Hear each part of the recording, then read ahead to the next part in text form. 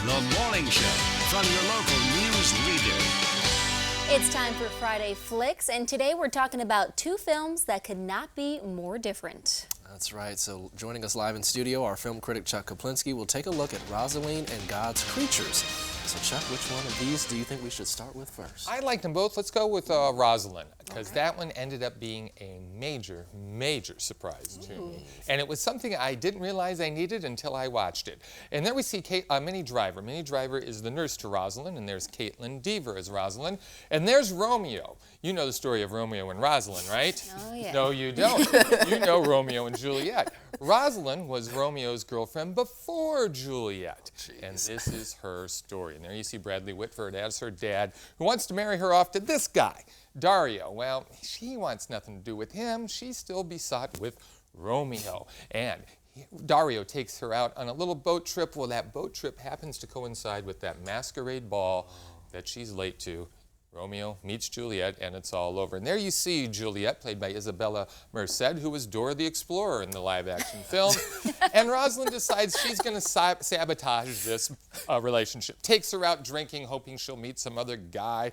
Tries to make her feel stupid, and all of her plans blow up in her face. And she ends up realizing that, well, Juliet's not all that bad, and maybe this Dario guy isn't all that bad either. If you know Romeo and Juliet, and who doesn't know this story, you're going to see that this is an incredibly clever take on things, because we revisit all the big moments of Romeo and Juliet, but we get this unique, different perspective, and it is told in such a comic way that I was laughing throughout. I mean, this is a completely charming, smart film, and as you can see, it's on Hulu. I was completely surprised every way that you could be. The ending doesn't quite work, where we have the ending of Romeo and Juliet. How they get around that was a little hinky.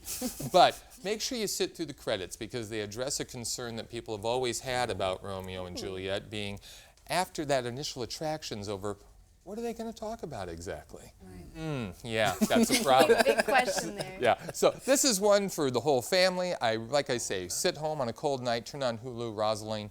Really a lot of fun. Always like movies like this, too, because of those costumes. Oh, Beautiful. Yeah, beautiful. I don't know where they shot this, but yeah, the whole thing is really pretty. All right, and what about God's Creatures? What's this one about? This one is about being a mom, and sometimes the decisions you make when you are a mom. And this one stars Emily Watson, one of my favorite actresses. This takes place in an Irish fishing village, and it's kind of dark and dowdy. And she plays a woman named Eileen, and Eileen works at a fishing factory. They process fish, very blue collar.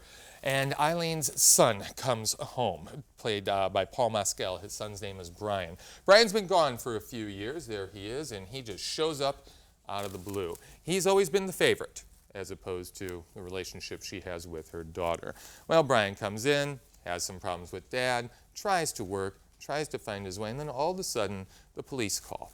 And they ask Eileen, hey, was Brian with you last night? She says, yes, of course. He was not. It turns out that he has been accused of rape. As this all plays out, and there she is, the victim who works with Eileen at the fishing factory.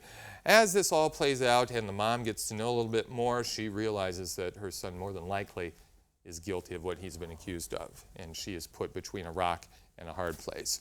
Do you protect your son? Do you let him get away with this? Or do you do the right thing?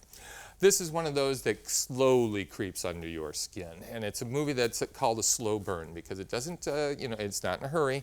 It wants you to really get to know these people and watch these interactions that play out between the characters. The ending, I did not see coming. I did not see coming, and once you see the ending, suddenly you're going to think of the very first scene, which doesn't make a lot of sense as you're watching it, but once we get to the end, it all comes together. You can find this one through video on demand at home if you're looking for an intense, thoughtful drama. God's Creatures. I really like this one. Oh, okay. And so you said this one was not on Hulu, correct? No, you have to go through video on demand services where you actually order the film individually. So you can find it through Amazon, any sort of service like that.